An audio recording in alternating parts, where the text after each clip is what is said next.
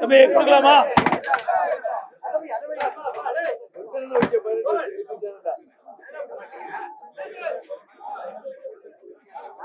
சரியா தம்பி? அனைத்து ஊடக நண்பர்களுக்கும் பத்திரிகை நண்பர்களுக்கும் வணக்கம். இன்றைய தினம் அனைத்து இந்திய அண்ணா திராவிட முன்னேற்ற கழகத்தின் சார்பாக சட்டப்பேரவையில் பேரவை விதி 56 கீழ் பொது முக்கியத்துவம் வாய்ந்த நிகழ்வுகளை குறித்து பேரவை ஒத்திவைத்து விவாதிக்க வேண்டும் என்று சட்டப்பேரவைத் தலைவர் அவர்களுக்கு கோரிக்கை வைத்தேன். அவர் அந்த கோரிக்கையை நான் ஏற்கின்றேன். அதே சமயத்தில் இது குறித்து முதலமைச்சர் அவர்கள் ஒரு சில விளக்கத்தை அளிப்பார்கள் என்று குறிப்பிட்டார். நான் சட்டப்பேரவைத் தலைவரிடத்திலே கேட்டுக்கொண்டதெல்லாம் கரூர் சம்பவம் குறித்து முதல்வர் கருத்து சொல்வதென்றால் இது பிரதான எதிர்க்கட்சி அனைத்து இந்திய அண்ணா திராவிட முன்னேற்ற கழகம். கரூர் சம்பவம் நடைபெற்ற நிகழ்வு குறித்து பிரதான எதிர்க்கட்சி என்ற முறையில் எங்களுடைய கருத்துக்கள் தெரிவித்த பிறகு முதலமைச்சர் பதிலளிப்பதுதான் பொருத்தமாக இருக்கும் என்று நான் குறிப்பிட்டேன். சட்டப்பேரவைத் தலைவர்கள் 56 விதி எண் 56 கீழ் பேசுவதற்கு வாய்ப்பு கொடுக்கிறேன் என்று சொல்லிவிட்டு உடனே முதலமைச்சர் அவர்களை அழைத்து நீங்கள் அரசனுடைய கருத்தை குறிப்பிடலாம் என்று அவருக்கு அனுமதி கொடுத்தார். நான் இது முக்கிய பிரச்சனை என்ற காரணத்தினால் இன்றைக்கு 41 பேர் உயிரிழந்து மிக துயரமான சம்பவம் என்ற காரணத்தினால் நாங்கள் அமைதி காத்து சட்டப்பேரவை தலைவர் சொன்னதற்கு சம்மதித்து முதலமைச்சர் அவர்கள் என்ன கருத்தை சொல்வார் என்பதை நாங்கள் கேட்போம் என்று அங்கேயே அமர்ந்து முதலமைச்சர் சொன்ன கருத்துக்கள் எல்லாம் நாங்கள் அமைதியாக கேட்டுக்கொண்டிருந்தோம். அவர் இந்த திராவிட முன்னேற்ற கழக அரசு இந்த கரூர் நிகழ்வு குறித்து என்னென்ன நடவடிக்கை எடுக்கப்பட்ட என்ற விவரத்தை தெரிவித்தார். அதற்கு பிறகு பிரதான எதிர்க்கட்சி என்ற முறையில் பேரவை விதி 56 கீழ் நான் பேசுவதற்காக அனுமதி கேட்டேன். அனுமதி கொடுத்தார்கள். அந்த அடிப்படையில் நான் பேச ஆரம்பித்தேன். அதில் 27/9/2025 அன்று வேலுச்சாமிபுரத்தில்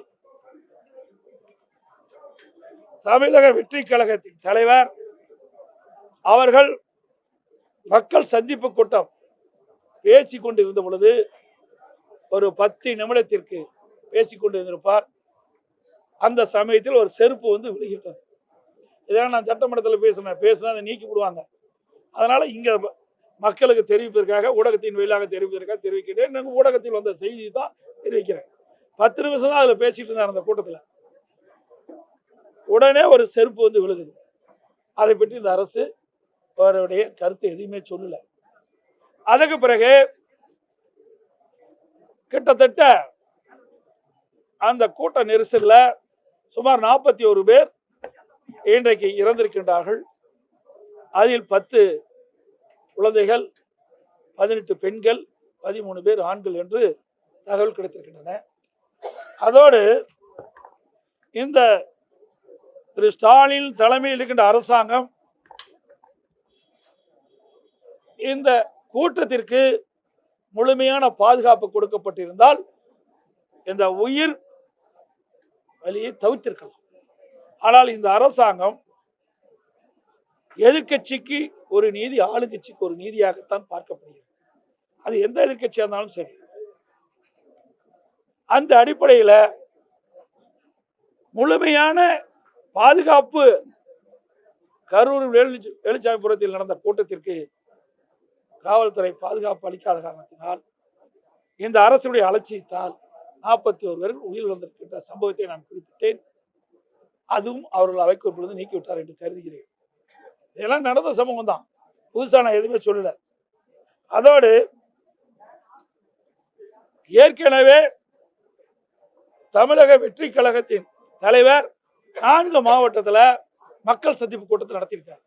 திருச்சி, அரியலூர், நாகப்பட்டினம், அதுபடுத்து திருவாரூர், அதுக்கு பிறகு நாமக்கல், அப்புறம் தான் கரூருக்கு வந்தார். ஏற்கனவே 4 கூட்டத்தில் எவ்வளவு மக்கள் அந்த நிகழ்ச்சியில் பங்கு பெறுவார் என்று காவல்துறைக்கு தெரியும், உளவுத்துறைக்கு தெரியும், அரசுக்கும் தெரியும். அதற்கு ஏற்றவாறு இடத்தை ஒதுக்கி இருக்க வேண்டும். அவர் கேட்ட இடத்தை ஒதுக்கல.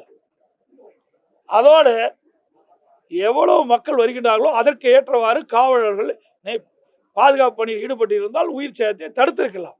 அதுவும் செய்ய அரசு தவறிவிட்டது.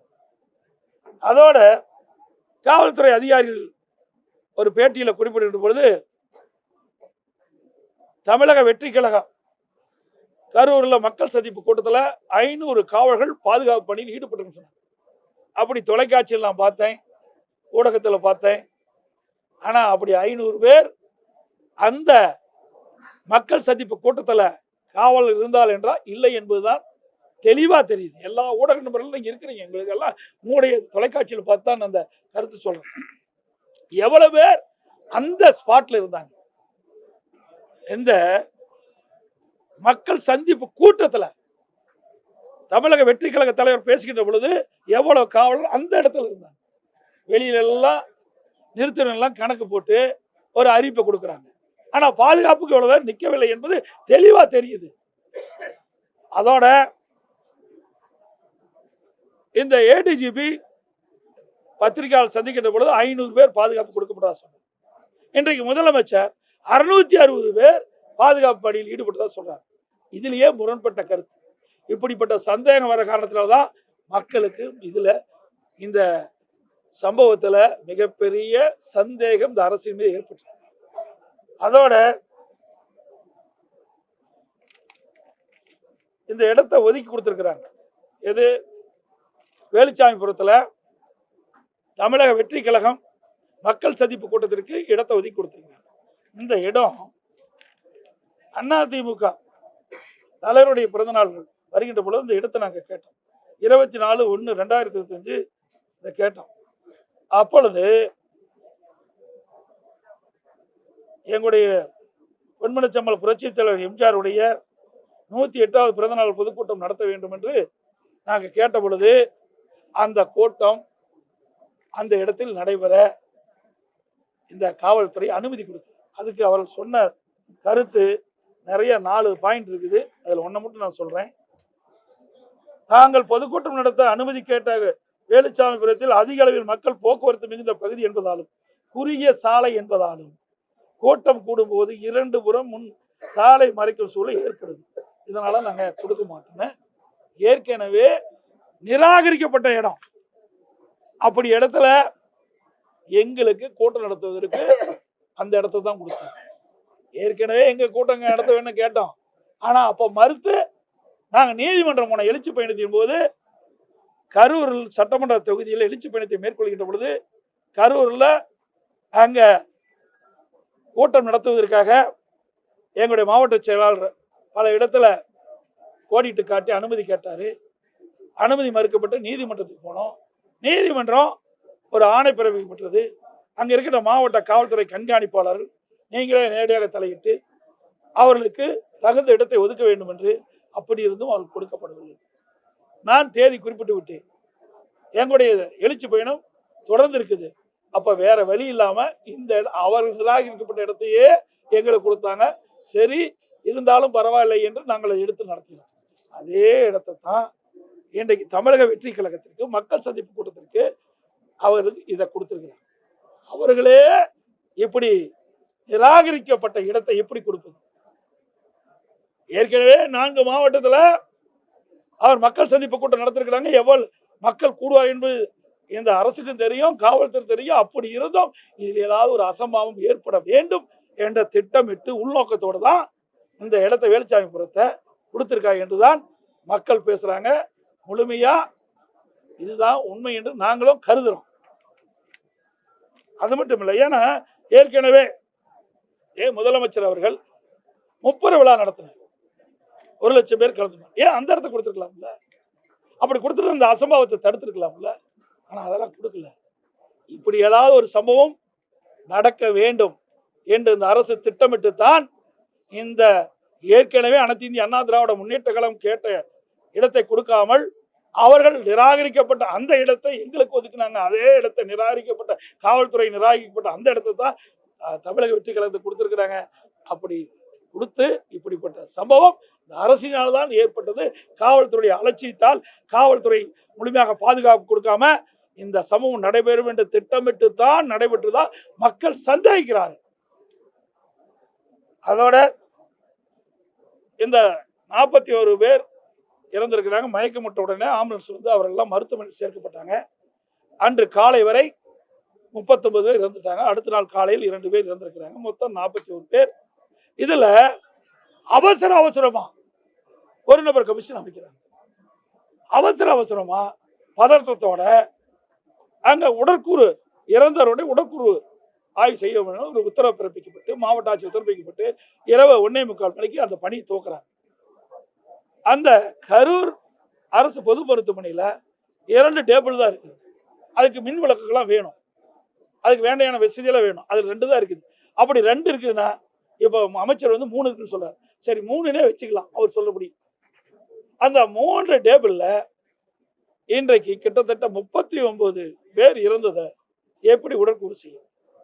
பிரேத பரிசோதனை செய்ய வேண்டும் என்றால் அந்த பிரேத பரிசோதனை செய்யக்கூடிய மருத்துவர் தான் செய்ய முடியும், வேற மருத்துவர் செய்ய முடியாது என்று மருத்துவர் சொல்றாங்க.